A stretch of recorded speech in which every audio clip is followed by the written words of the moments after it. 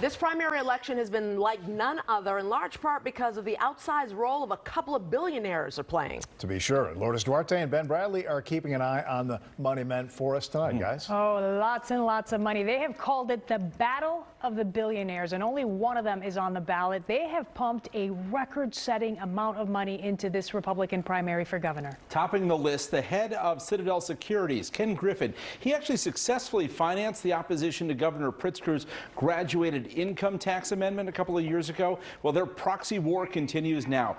Griffin has given more than $50 million to pluck Aurora Mayor Richard Irvin from relative political obscurity to a leading candidate for governor. Griffin's money is also financing other Republican campaigns, and Governor Pritzker, along with the Democratic Governors Association, they've tried to stack the deck, spending $34 million running ads to tear down Irvin and prop up Darren Bailey. The thought process here is that Bailey would be an easier opponent to Pritzker in the general election. And then we've got Dick Uihlein. He has filtered $18 million directly and through political action committees to Darren Bailey.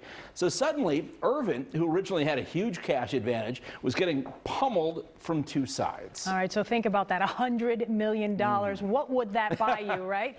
Here's how the biggest donor, Ken Griffin's money was spent. The majority of it went to Irvin, who then shifted some dollars to some of the other candidates who have become part of what's known and what you've heard tonight as the Griffin slate. Two of them will get the nomination tonight because they're running unopposed.